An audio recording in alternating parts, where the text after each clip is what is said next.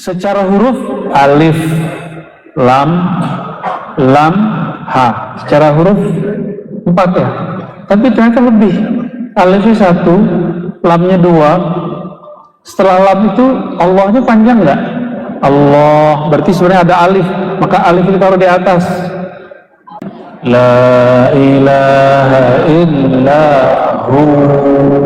Pakai nafas nggak?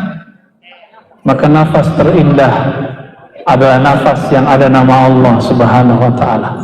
Ya. Maka berusahalah setiap saat mengisi nafas dengan nama Allah. Itu Allah senang sekali. Ada orang bertanya mengenai umur. Kita sering berulang tahun di tanggal tertentu, benar nggak?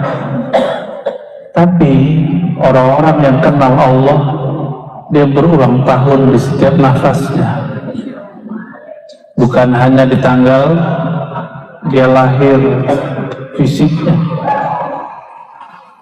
Apa kata Imam Abu Madian? Qala Imam Abu Madian Al-Ghawthi, umruka nafasun wahidun. Umurmu itu bukan dulu kamu lahir tanggal, kalau saya lahir tanggal 21 sama dengan Kartini, tapi saya bukan Kartono ya.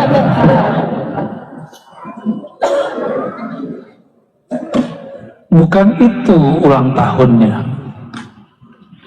Ulang tahunnya orang-orang yang kenal Allah di setiap nafasnya.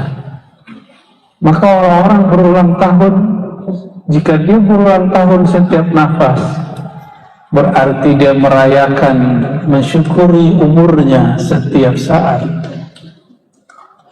Mau jadi ahli syukur, maka berterima kasihlah kepada Allah di setiap nafas. Itulah umur kita. Dan di dalam Al-Quran, satu-satunya Allah bersumpah dengan umur, itu umurnya Sayyidina Muhammad sallallahu alaihi wasallam. La'amruka, begitu Allah berkalam di Quran, sungguh demi umurmu, demi umurmu. Tidak ada Allah Subhanahu wa ta'ala bersumpah dengan siapapun di antara makhluk ini, manusia, Rasul, kecuali dengan umur Sayyidina Muhammad sallallahu alaihi wasallam. Umur, apa tadi umur?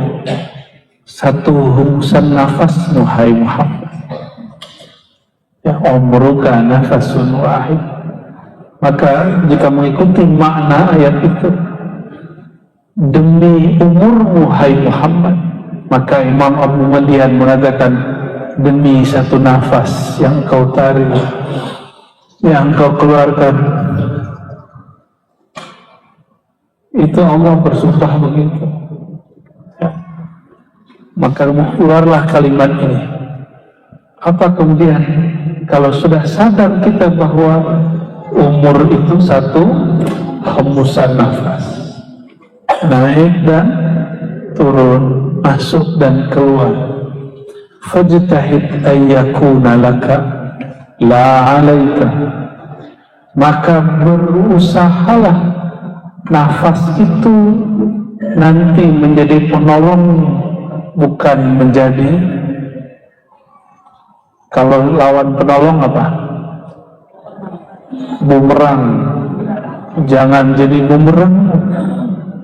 Oleh karenanya Sayyidatuna Aisyah menyebutkan dalam hadis yang sahih bahwa kana Nabi sallallahu alaihi wasallam yadhkurullah ala kulli ahyani. Baginda Nabi Muhammad sallallahu alaihi wasallam selalu ingat Allah di setiap nafasnya. Kulla ahyani. Ahyan jamak dari hin. Hin itu waktu. Waktu itu adalah nafas kita. Jadi Nabi nafas naik, nafas turun. Itulah zikir yang disebut zikir anfas. Beliau selalu ingat Allah ketika menarik, ketika mengeluarkan. Pernah rep-repan nggak? Kecekek lagi tidur. Siapa yang ngekek?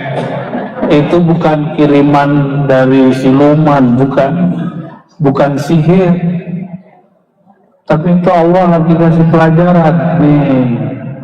Kalau orang sulit napas begitu, maaf, ada yang asma nggak di sini?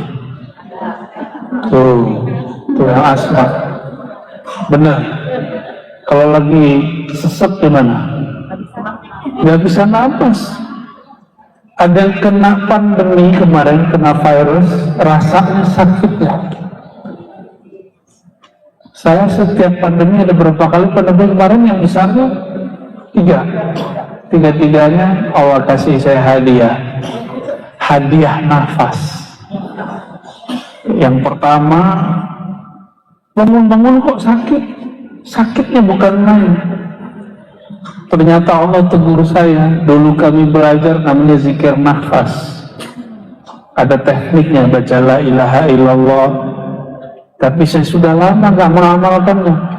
Maka malam itu ketika nafas sedikit kayak sakit, masuk sedikit sakit, maka saya tobatlah malam itu, zikir istighfar, sholat tobat. Setelah sholat kita amalkan zikir anfas itu.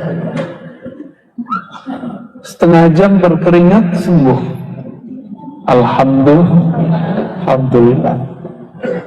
Pas datang pandemi yang kedua, dipakai itu nggak bisa lagi, tekniknya sudah lain lagi. Datang yang ketiga, begitu lagi, lain lagi. Ternyata setiap zaman teknik zikir boleh berubah, tapi zikirnya nggak berubah. Dari dulu zikir la ilaha illallah, ya benar nggak? Allah, Allahu. Itu bukan lagu India ya, Allahu bukan. Itu zikir. Lafaz Allah. Coba baca Allah. Saya orang Sunda bacanya Allah. Ya, Allah. Itu bukan, dia lam ketemu lam. Allah harus disambung, bukan mati. Allah. Ya. Secara huruf alif, lam, ha. Secara huruf 4 ya. Tapi ternyata lebih. Alifnya 1, lamnya 2. Setelah lam itu Allahnya panjang nggak? Allah, berarti sebenarnya ada alif, maka alif kita taruh di atas. Udah 4, ditambah hu, ya, hu itu nama Allah juga. Ya. Apa dalil hu nama Allah? Hafal surat Al-Ikhlas? Hafal, betul? Ayo kita tes ini hafalannya. Qul huwallah. Katakan dia huwa. Waw itu tambahan, aslinya hu. Maka Allahu, wawnya tidak ditulis karena di depannya sudah ada. Sedangkan hu aja nggak ada depannya, maka ditambahkanlah waw. Maka jika aslinya zikirnya dikembalikan, wawnya hilang.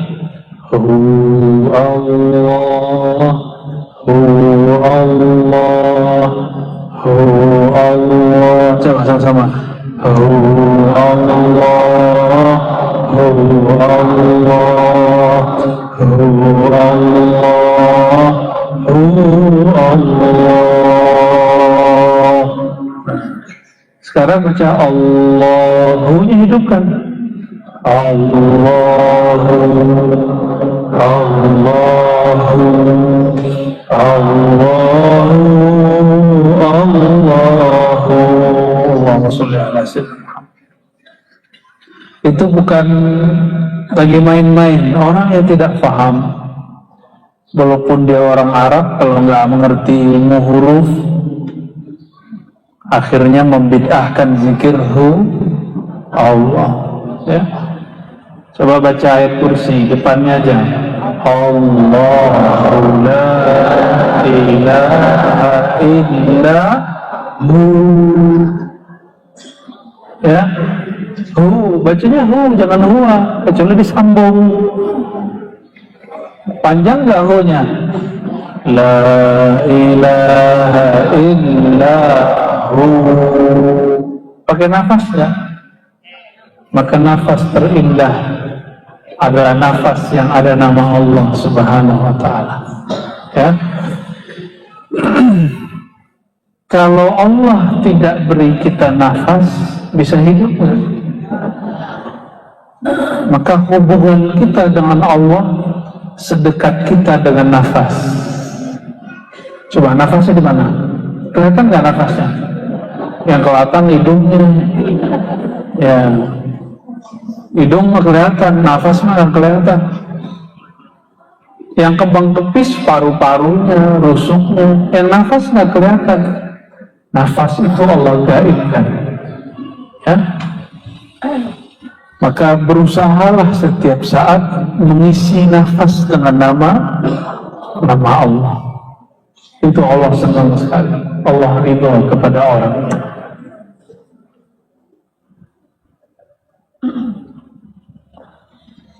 Nafas ini ketika dia menyebut satu nama, dia bergantung kepada makna yang ada dalam qalbu. Maka pada hikmah yang berikutnya yang ke-9 beliau mengatakan, laisa lil qalbi illa wijhatun wahidah. Qalbu, hati itu dia mengarah, tidak mungkin ke banyak wajah, ke banyak arah. Dia hanya satu arah. Jadi kolbu itu dia cuma mengarah kepada satu saja. Maka kolbu gak mungkin bisa mencintai dua zat, bukan dua orang, dua zat di saat yang sama. Karena zat hakiki hanya zat Allah. Selain Allah itu zatnya mungkinul wujud. Dan kalbu itu hanya tenang jika kalbunya sampai kepada cinta kepada Allah. Maka jangan terlalu cinta kepada suami atau istri atau anak.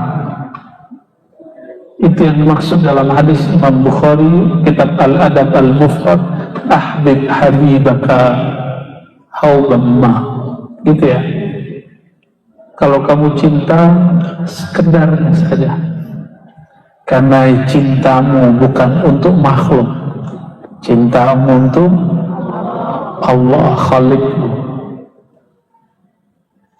Kenapa Allah tidak ridha cinta kita kecuali kepadanya? Karena man ahabba syai'an kana 'abdan lahu. Ini bukan hadis ya, ini ungkapan hikmah. Siapa yang mencintai sesuatu, dia akan jadi budaknya. Cinta duit, jadi budak duit. Cinta makhluk, jadi budak makhluk. Maka yang dicintai hanya Allah Subhanahu wa ta'ala. Jangan gagal paham, kita nggak bahas pernikahan. Saya lagi bahas bab mahabbah, bab cinta hakiki. Dalam hadis-hadis ilhami, ini bukan hadis qudsi yang bersanad. Ini kalam yang didengar oleh para aulia Allah ketika mereka mendapatkan pengalaman ihsaniyah atau syuhudiyah, menyaksikan Allah Subhanahu wa ta'ala. Bahwa Allah berfirman, kuntu kanzan makhfiyan, adalah aku perbendaharaan yang sangat unik dan tersembunyi. Kalau unik tersembunyi, tak bisa dikenal. Tapi Allah mengatakan, fa ahbabtu an u'rafa, hanya Allah yang boleh begini. Lalu aku senang dikenal, aku senang kemasyhuran, aku senang apa tuh, viral. Itu cuma Allah yang boleh. Hanya Allah yang boleh narsis, hanya Allah yang boleh sombong, hanya Allah yang boleh kagum ke dirinya sendiri. Maka jangan pernah kagum ke diri sendiri, ya. Jangan pernah kagum kepada diri, udah capek.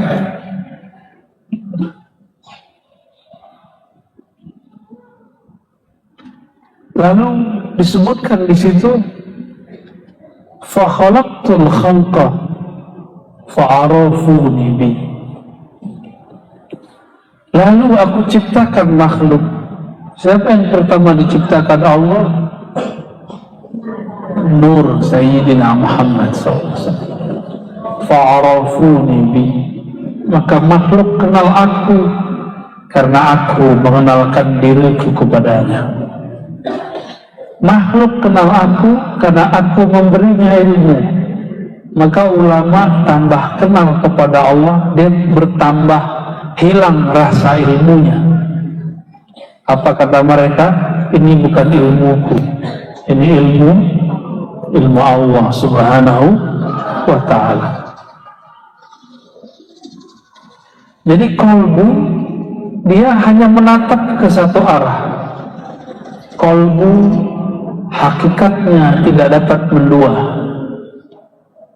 Kalau dunia, dunia aja, Allah, Allah saja, makhluk, makhluk saja, khalik, khalik saja. Tapi kalau berhubungan dengan makhluk, dia bisa banyak. Cuma ketika Allah atau makhluk, pilih salah satu. Ingin hilang nggak lelah hidup?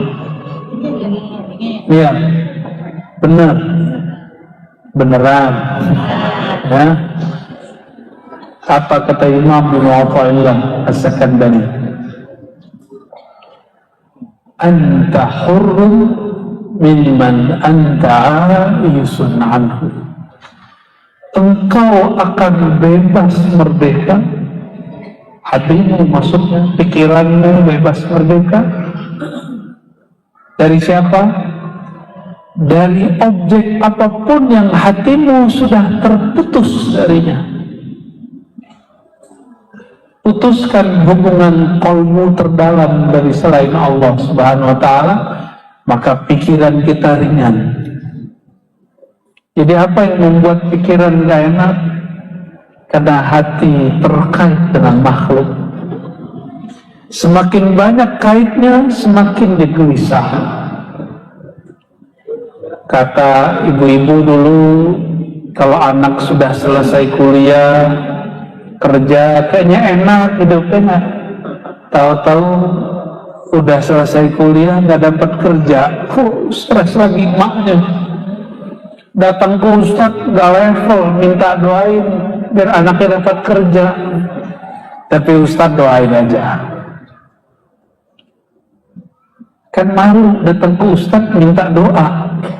Ustadznya sendiri nggak kuliah, tapi ada kerjaan. Yang paling parah datang ke dukun minta kaya, dukunnya kere. Dukunnya jualan jimat biar kaya, tapi dia sendiri dompetnya zong. Kan nggak pakai akal sehat tuh. Kita nggak anti dukun, karena ini ada yang lahir sama dukun kan, dukun beranak. Cuma karena dukun banyak, hati-hati pilih dukun. Ya, ini lagi rame bab dukun kan kemarin-kemarin. Jangan menghina dukun, karena jangan-jangan bapak kita atau kita lahir sama dukun. Ya, mau boleh ikut dukun ya. Semangat beragama, jangan menghilangkan adab, karena adab itu adalah agama tertinggi. Baru paham dikit la ilaha illallah, hajar orang. Ya, merendahkan orang itu nggak baik. Ya.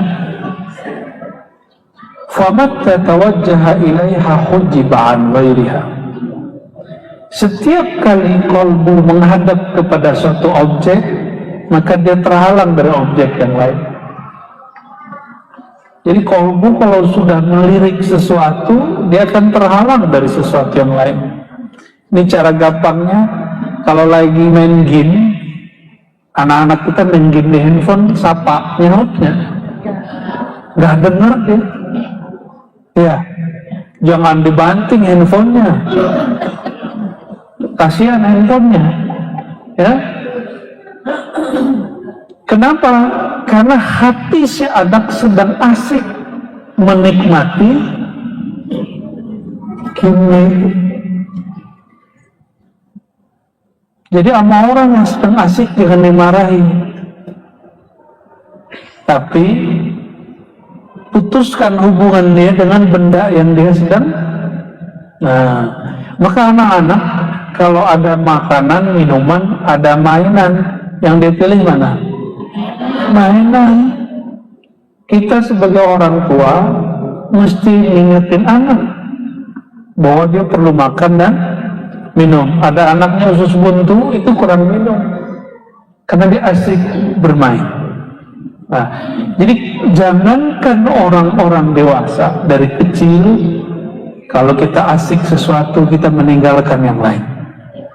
Ya, Allah itu maha pencemburu. Jangan pernah kolbu melirik kepada selain namanya. Ya, jadi di kolbu kita mesti ada nama Allah. Maka bangun tidur dan ingat Allah. Allah nggak minta banyak-banyak, cukup 2 rakaat. Benar nggak? Kenapa nggak 4 rakaat? Kan lagi seger. Karena orang tidur nggak berdosa. Zuhur pengennya 2 rakaat, ya? Benar? Iya. Tuh kan, pengennya yang ringan-ringan mulu, rukhsah. Gimana mau masuk surga? Giliran beramal pengen rukhsah. Tapi kalau zakat, nanyanya biar nggak bayar zakat. Ya. Biar gimana caranya terhindar dari bayar zakat. Ya.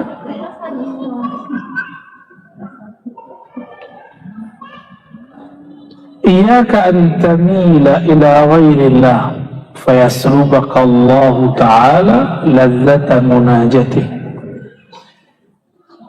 Sholat subuh tadi nikmat atau masih ngantuk-ngantuk?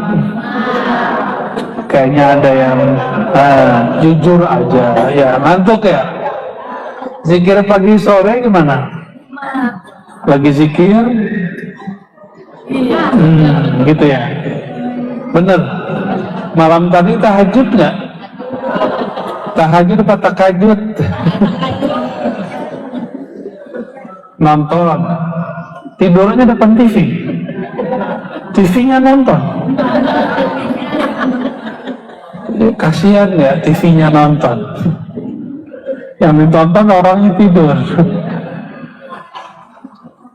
Kita kenapa tidak dapat menikmati zikir, wirid, munajat, tahajud? Jawabannya, karena ada kecenderungan hati kepada selain Allah sedikit saja. Saya ini siang ngelirik satu benda, misalnya nih motor keren, keren juga nih motor, pengen beli, kepikiran, lagi zikir baca subhanallah, tapi kepikiran motor, Harley gitu.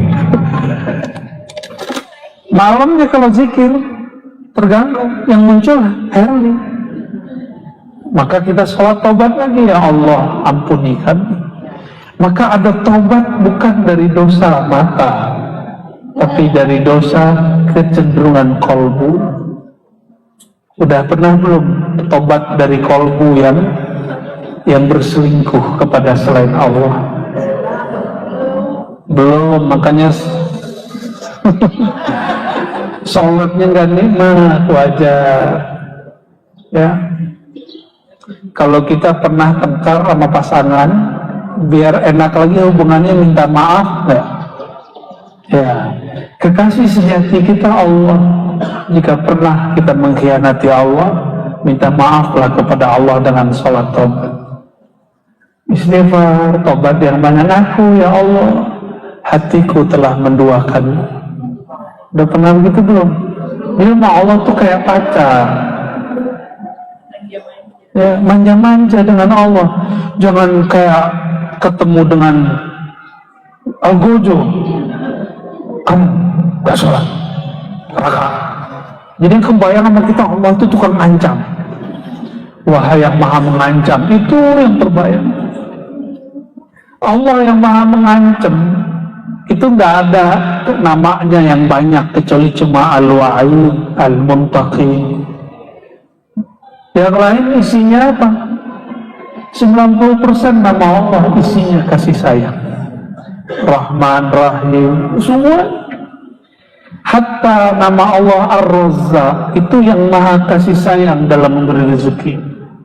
Al-Karim yang maha kasih sayang dengan pemurah.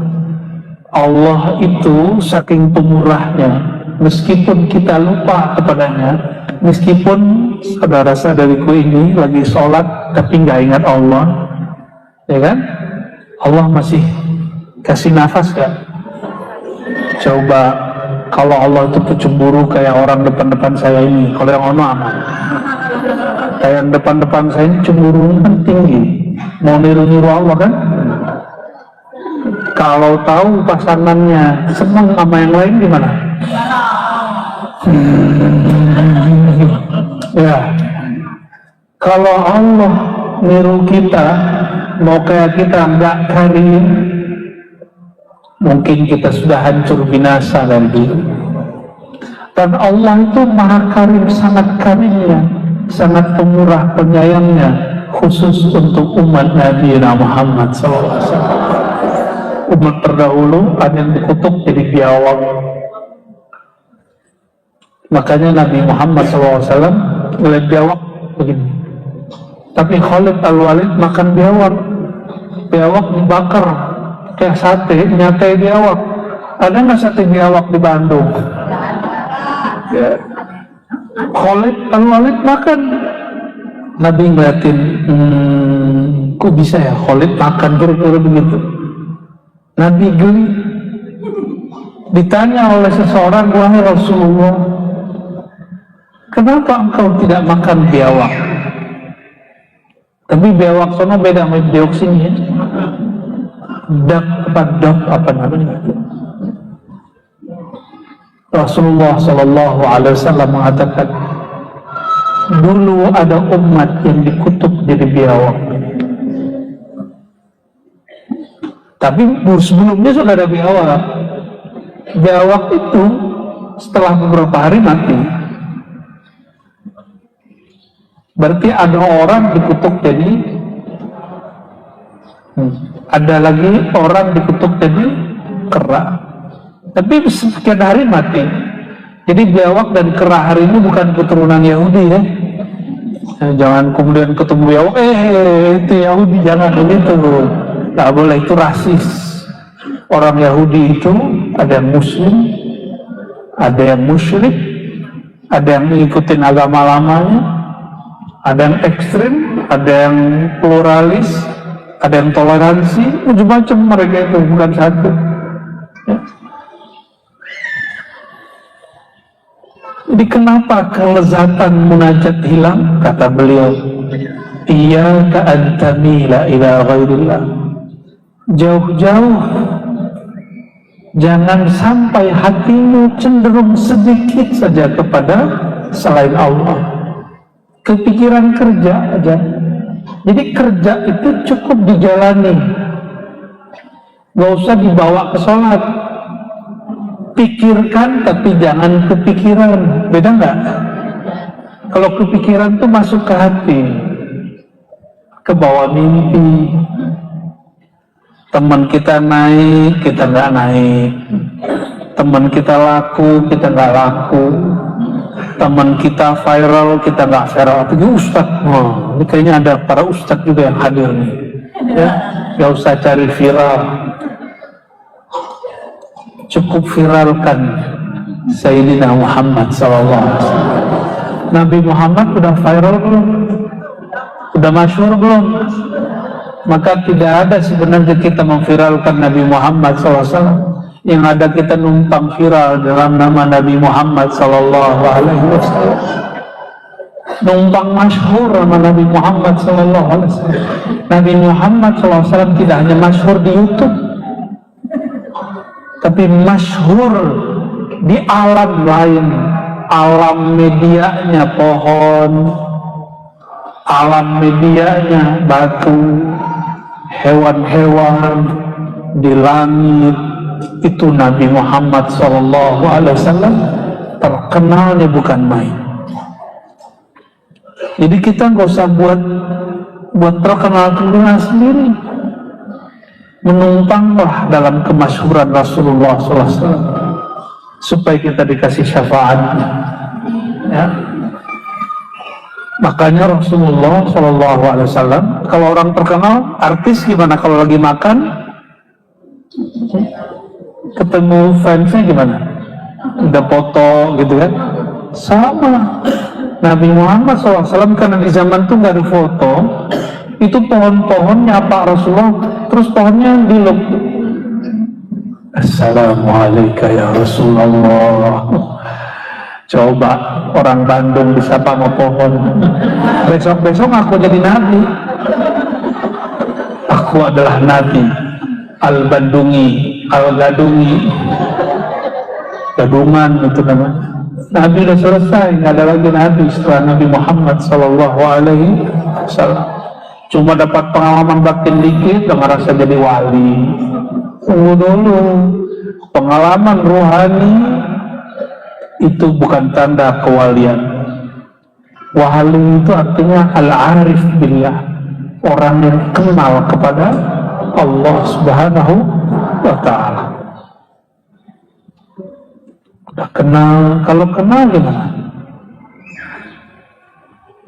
Pernah masuk bandara, bandara luar negeri, terus kenal sama orang yang punya bandara.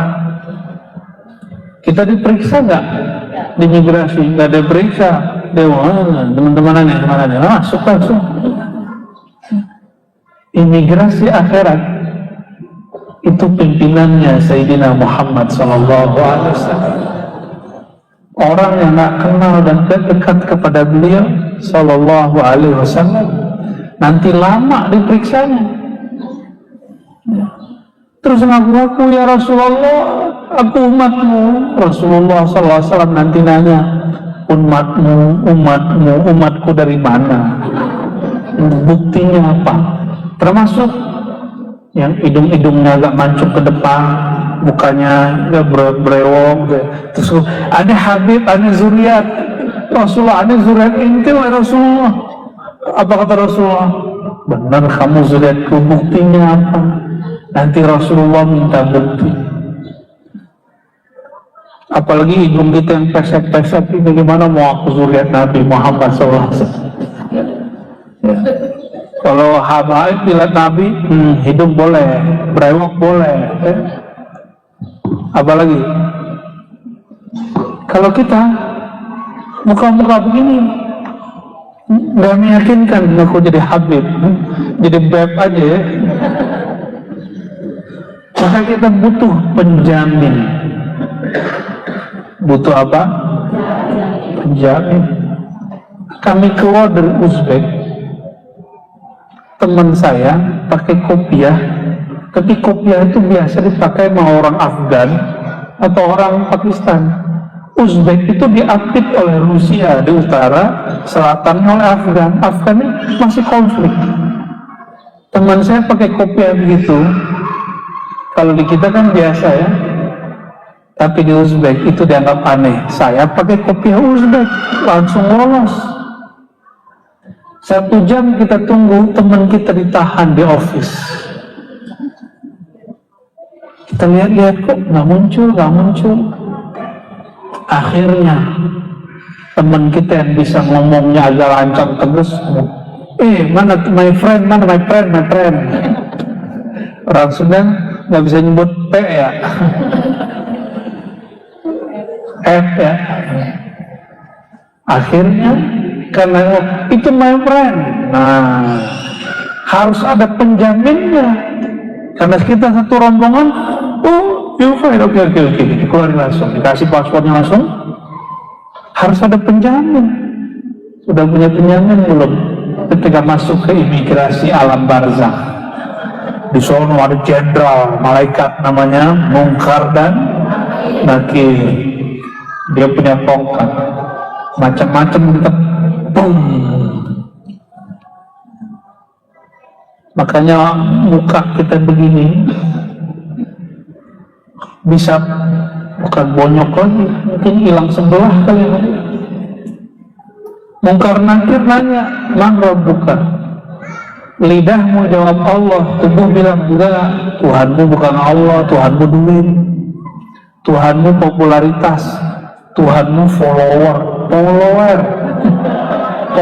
ya. Apa? Follower. Tuhannya pengikutnya. Akhirnya ada juga yang level ustad, Tuhannya yang di dalam amplop enggak, dalamnya. Bisa rusak hati cuma karena agak tipis-tipis sedikit ya. Dilupa, tidak ada langkah yang dia langkahkan karena Allah untuk fisabilillah, kecuali satu langkah itu Allah bangunkan istana surgawi. Jadi tajir dan nanti di akhir. Tenang aja. Kalau orang baru kaya kependekannya apa? Orang kaya. OKB. Orang kaya baru. Kalau ke bendara, bajunya, dompetnya tebel-tebelin kan, kartunya dibanyak-banyakin, udah gak nyaman ya kan. Kalau handphonenya 3 lumayan tuh. Celananya Masya Allah, itu yang celananya gede ke bawah itu ya. Allahumma sholli ala sayyidina.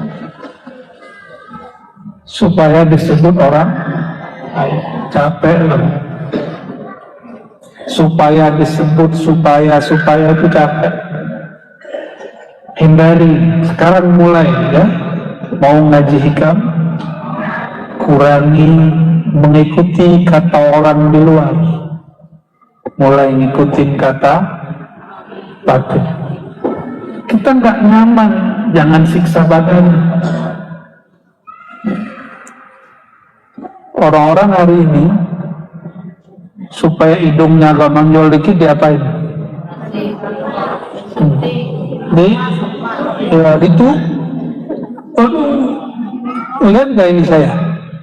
Lihat, ini tadinya mau gede, kita mau biarin aja, ternyata gatel. Suntik doang sakit tuh bukan main. Gimana orang yang operasi itu? Gimana yang ngurangin raham itu? Tapi karena ingin dapat pujian, kamu cantik ya, kamu keren ya, mereka mau. Kasihan ya, kasihan. Orang-orang seperti ini jadi budak popularitas. Kalau budak popularitas berarti dia bukan budak Allah, kan? Orang ini selama-lamanya lelah. Taiba abdud dinar, lelahlah hamba selain hamba Allah. Ya. Jadi orang-orang yang hatinya ada kecenderungan sedikit saja kepada selain Allah, kelezatan zikirnya Allah cabut. Fayaslubaka ladzata munajat. Murid Imam Abu Yazid datang kepada beliau. Imam Abu Yazid ini semasa dengan Imam Muslim, Imam Bukhari Muslim. Sering dengar Imam Muslim wafatnya tahun 261 Hijriah, sama dengan Imam Abu Yazid Al-Bustami. Kita sebut dengan Bayazid. Di Sunda banyak mama-mama itu disebut Mama Bayazid, Abu Yazid, Abu Yazid gitu ya. Di Bogor ada umurnya 130 ya, di Bogor kita udah ketemu beberapa kali. Pejuang dulunya, kolonel beliau, mungkin dulu pejuang berpangkat kolonel, wallahu a'lam. Itu namanya juga Abu Yazid. Imam Abu Yazid didatangi muridnya. Apa kata muridnya? Mungkin ini jawaban bagi siapapun yang bertanya di kolbunya. Pertanyaannya, ya Abu Yazid, wahai ayahanda Abu Yazid, kenapa ketika aku zikir rasanya tidak selalu menetap? Kadang nikmat, kadang tidak nikmat. Benar? Kadang lezat, kadang tidak lezat. Bahkan beberapa waktu belakangan ini sulit sekali menikmati tahajud. Aku bangun tahajud tapi tidak menikmati tahajud. Aku zikir pagi sore tapi tidak nikmat. Aku datang menakiban, zikiran, istighosahan, wiridan, rotiban, tahlilan, khataman, khotam, semua gak ada. Semua wirid, semua majelis, tapi gersam. Apa kata Imam Abu Yazid? Wahai Ananda muridku, jika engkau tidak merasakan lezat munajat di malam hari, berarti engkau berkhianat kepada Allah di siang hari. Mungkin hatimu pernah cenderung kepada selain Allah di pagi hari, di siang hari, di sore hari, maka malamnya Allah ambil. Nikmat itu udah gak ada. Tahu jawabannya jadinya? Kalau malam kita sudah cenderung kepada selain Allah, kalau siang ditambah malam, kira-kira gimana? Dulu di zaman Imam Abu Yazid belum ada TV, belum ada Netflix, belum ada YouTube. Maka mereka dulu gak ada gangguan apapun. Cuma terganggu karena kerjaannya, melihat lawan jenis, melihat orang-orang masyhur, pengen masyhur, terganggu sedikit hatinya, malamnya tidak merasakan munajat. Terus gimana nasib orang-orang yang tidurnya di depannya TV, di tangannya YouTube? Gimana nasib orang-orang yang dihantarkan tidurnya dengan Netflix? Kita nggak larang orang nonton yang baik-baik, tapi pinter-pinter memilih tontonan. Ya, kita nggak ngarahin nonton Korea kok ya. Apalagi Koreanya yang wajunya sopan-sopan, yang dulu-dulu kan banyak ya, yang di situ ada muatan-muatan pengetahuan, nggak ada masalah. Ya pinter-pinter. Allahumma sholli ala sayyidina Al-Basirah Tahqiqul Intiba, ini nanti kita jelaskan adharul asya.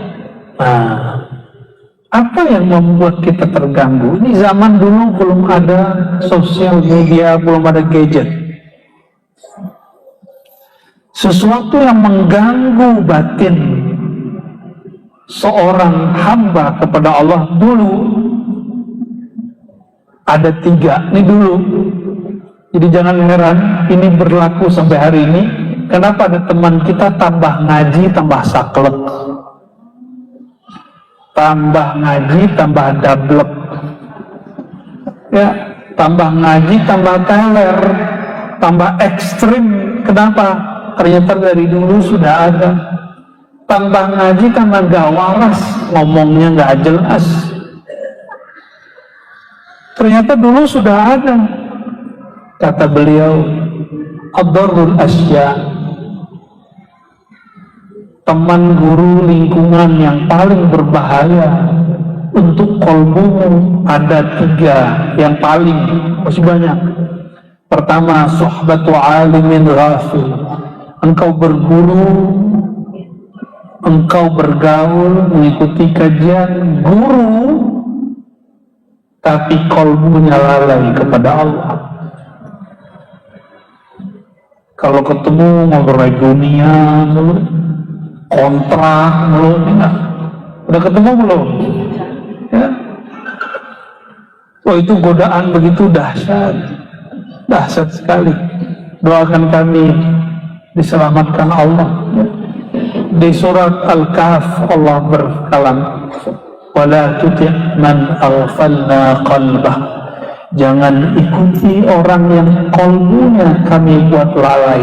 Lalai dengan apa? Mainan-mainan duniawi. Dunia itu la'ibun wa lahwun, benar? Main-mainan, maka orang kemudian kolbunya teralihkan oleh mainan hitung duit. Itu asik ya? Benar? Nggak ada orang WA kita, tapi seneng aja buka-buka WA, enggak? Nggak ada yang WA, ngeliatin status orang di WA. Benar? Benar ya? Ya, kita semua lah tuh, ngaku aja. Sebelum ngaku, ntar sama muka nakir, ngaku ada. Allah itu lebih senang sama hamba yang mengaku dari hamba yang ngeles. Orang ngaku itu disebut dengan tawab, yang bertaubat. Taubat itu pilarnya, 1 mengaku, yang kedua menyesali, yang ketiga berusaha menghentikannya. Itu disebut taubat. Apa aja taubat? Ngaku dulu, ngaku itulah istighfar. Ya Allah, ampuni dosa mataku, dosa telingaku. Hari ini akang-akang AA matanya sudah liar belum? Atau liar? Udah. Nanti sholawat pasti nggak nikmat. Harus istighfarkan dulu sebelum sholawat. Kalau nggak nikmat nanti. Saya pernah mata ini nggak dijaga, mandang orang remeh, paling ilmunya segitu doang. Jadi ujiannya mu'alim guru bukan maksiat syahwat semata. Di atas itu lagi ada ujian merendahkan orang. Makomnya paling segitu doang. Kayak kita makomnya tinggi aja. Habis itu kita sholawat nggak ada rasa, sholat nggak ada rasa. Habis sholat mikir-mikir, ya Allah kenapa? Bertanya ke dalam hati ngomong, kau tadi memandang seseorang yang alim, tapi engkau merendahkan kealimannya. Maka ada namanya bertobat dari merasa alim, merasa berilmu. Udah pernah belum? Bertobat dari merasa berilmu. Itu tobat saya tiap hari. Ya Allah, ampuni aku karena merasa lebih alim. Maka cara saya menghindari debat. Hindari debat, insya Allah. Tapi kalau orang datang ke depan, ya kita nggak nolak. Lu jual gua beli.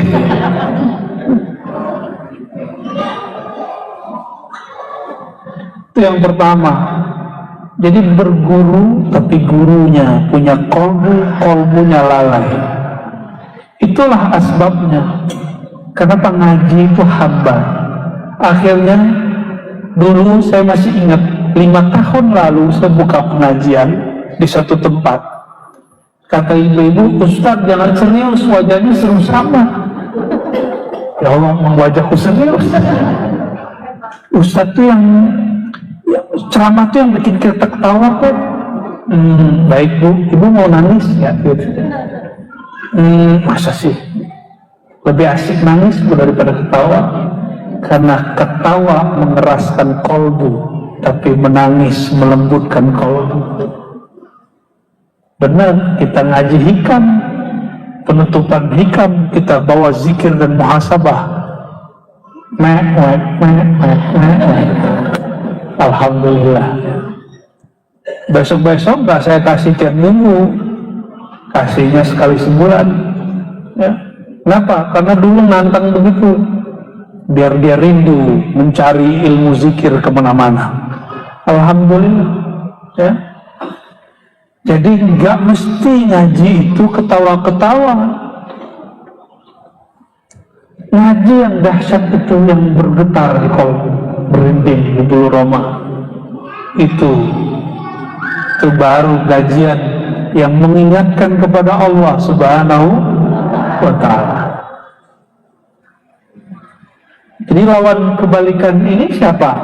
Bergurulah kepada orang alim. Gak cukup alim, gak cukup bergelar, gak cukup disebut kiai dengan dia kolbunya mesti makmur dengan nama Allah. Itu sebabnya guru-guru kami melarang kami dulu ceramah sampai kami sering berkholwat. Apa arti berkholwat? Di saat orang-orang sibuk dengan dunia, kolbu kita bersama Allah. Karena belum sanggup, sama badan-badannya dikholwatkan, dipisahkan dari teman, disuruh 40 hari berwirid. Itu latihan, itu bukan pengalaman rohani, itu cuma latihan rohani. Kalau pengalaman rohani nggak banyak yang saya ceritakan. Yang saya ceritakan cuma yang boleh diceritakan, seperti mimpi ketemu Rasulullah, itu boleh diceritakan. Tapi pengalaman-pengalaman yang lain kita keep, itu rahasia saya dan Allah Subhanahu wa ta'ala. Berarti bergurulah kepada alim zakir, alim yang berzikir qalbunya, ya. Dan ciri-cirinya biasanya orang alim ini punya guru ahli zikir, punya guru ahli zikir, dan biasanya mereka beradab hormat kepada guru-guru ahli zikir. Yang kedua, sufi jahil. Jadi ada sufi jahil, ada sufi yang arif. Sufi jahil, pakaiannya pakaian sufi, tapi dia tidak mengenal hakikat kesufian. Cuma pakaian doang, gaya doang, kemana-mana bawa tasbih. Ya, kemana-mana gayanya gaya syekh,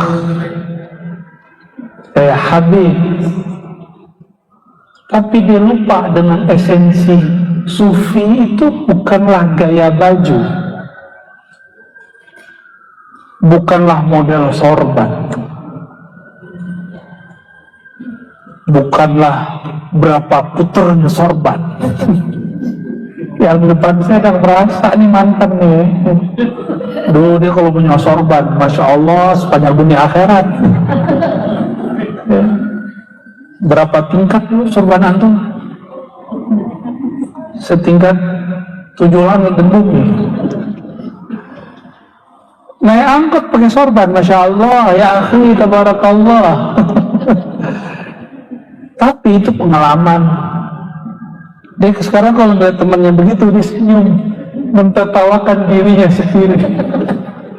Bukan ngetawain orang lain, ya, ngetawain dirinya sendiri. Enggak apa-apa. Tapi saya punya guru mengharamkan pakai sorban di negeri yang nggak pakai sorban. Menyukai Ali Mustafa Yaqub, Imam besar Istiqlal yang lama, Allah yarham, yang sudah wafat, ahli hadis, S1 S2 di Saudi, pulang-pulang nggak serbanan. Dulu saya kira ahli hadis itu kemana-mana pakai gamis, pakai serban, terus wajahnya agak salam. Ternyata ketemu Sarung Khan. Saya nunggu 4 tahun kapan baca kitab dengan beliau, nggak pernah pakai gamis. Beliau ada cara diundang ke Maroko, pulang-pulang bawa gamis dari Maroko. Hari raya pakai baju koko, sarung Jawa, sarung Pekalongan, luarnya pakai gamis mana? Gamis Maroko. Ya Jawa-Jawa juga, luarnya doang gamis. Terus ngomong beliau, anak saya waktu itu pakai gamis. Namanya Hisham. Mbah punya gamis belasan, nggak pernah dipakai katanya. Padahal sekian tahun di Saudi. Dulu gak banget. Saya ahli hadis tuh mesti bergamis. Imamin sholat mesti bergamis dulu. Ternyata baca Sahih Bukhari, Nabi punya pakaiannya 2 potong, atas bawahan. Maka baju begini bukan baju Kiai Jawa. Atas bawahan itu emang Nabi contohkan. Style fashion itu budaya, tapi menutup aurat syariat. Bisa bedakan? Coba ulangi. Style, model, apalagi fashion, apalagi deh, fashion. Itu budaya. Tapi kalau nutup aurat itu syariat. Paham? Ya? Modelnya apa aja boleh. Yang penting nutup, tidak transparan, tidak ketat, tidak menyerupai lawan jenis di negerinya. Nah, di Arab kan juga ada gamis ibu-ibu, ada gamis bapak-bapak, ya enggak? Jangan salah pakai loh, ya. Jangan salah pakai baju gamis ibu-ibu, Pak. Allahumma sholli ala sayyidina. Sufi jahil, sufi yang cenderung kepada 2 hal. 1, performa. Yang kedua, kesaktian dan khayal-khayalan. Kesaktian dan itu bukan sufi. Jadi dulu di kampung istri saya, itu kaget karena saya belajar tasawuf. Loh, kok suamimu belajar tasawuf? Nanti gila, nanti gak mau makan, mau teh. Enggak, saya makan daging, hobi malah makan daging. Dulu hobi daging kambing, sekarang hobinya ikan mulu. Gak tahu besok-besok hobinya apa lagi. Ya, nggak ada tuh. Muti dulu cuma 40 hari. Itu pun gak muti mutlak. Hari ke-21 kami makan daging. Karena tubuh kita kalau nggak makan daging lebih dari 20 hari, dia akan menggerogoti bagian sumsum tulang. Jadi bagi yang apa namanya, istilahnya orang yang makan sayur-sayuran itu, ya kalau nggak mau makan daging-daging merah, daging putih, yaitu ikan di hari ke-21. Ini pesan Maulana Imam Khalid Al-Baghdadi Ad-Dimashqi, wali Allah, imam yang berpesan. Silakan dibuktikan secara kedokteran, mungkin ada pembuktiannya.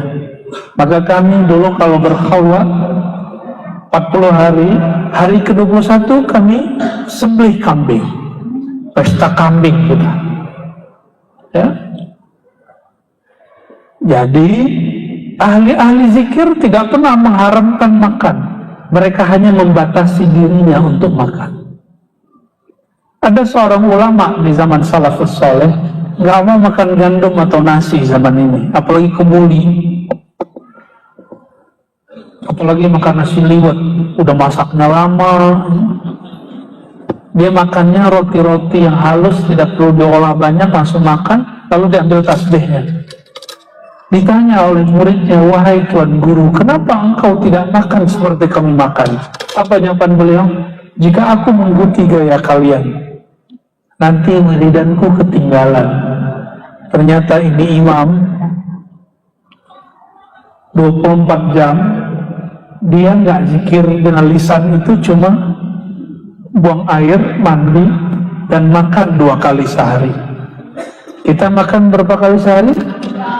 3. Cemilannya? Katanya mau diet, ya nggak? Sufi jahil, orang yang cari-cari kesaktian, ya, itu bukan sufi. Amalan ini dapat ini, itu bukan sufi. Sufi itu apapun amalannya, tujuannya ingin mendekat kepada Allah Subhanahu wa Ta'ala, itu baru sufi, bukan pakaian. Maka hati-hati kalau duduk ketemu di jalan orang-orang pakai kaos, siapa tahu hatinya hati sufi, ya. Sebagaimana saya juga tidak selalu mengagumi orang berpakaian ustadz, saya juga berhati-hati kepada orang berpakaian tidak berpakaian ustadz. Siapa tahu kolbunya lebih ustadz daripada kita, lebih ajengan daripada kita, ya. Mulai hati-hati kita. Yang terakhir kata beliau, hati-hati dengan wa'izun mudahinun, orang penceramah yang membual, yang banyak minyak-minyaknya. Kalau bahasa aslinya mudahin itu yang terlalu banyak bumbunya, terlalu banyak ketawa-ketawanya, atau terlalu banyak bawa cerita-cerita palsunya. Dulu masih ingat nggak zaman ada majalah-majalah orang bangkit dari kubur, itu tuh jangan sebut ya, ntar marah yang punya. Ya, masih ingat nggak? Ya, cerita-cerita begitu dulu laku. Ini zaman sudah beda. Siapapun yang Allah takdirkan menjadi mu'alim, guru, ustaz ajengan, mulai ngajar pakai kitab, nggak usah malu. Kalau mau bawa kitab, beli tablet, ya. Kalau males apa nggak sanggup beli tablet, gimana dong? Doa aja deh. Allahumma sholli ala sayyidina Muhammad. Aturan 3 ini, kata Imam Nawaillah,